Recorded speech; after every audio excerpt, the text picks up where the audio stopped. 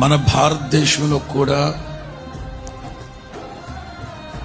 ఏదో జరగబోతా ఉందట. అంచేత 2-3 నెలలకు సరిపడా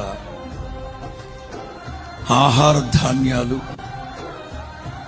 చేతిలో ఉన్న డబ్బులు వెచ్చలవిడిగా ఖర్చు పెట్టుకోకుండా కాస్త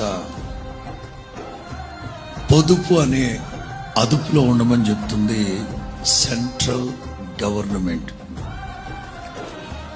ఏం జరగబోతుందో తెలియదు. మొత్తం మీద మనం ప్రార్థన చేస్తున్నాం కనుక ప్రభు సమస్త పరిస్థితులను అనుకూలంగా మార్చునుగాక. ప్రతికూలమైన ప్రతి పరిస్థితి యేసు నామములో ప్రభు అనుకూలపరచునుగాక.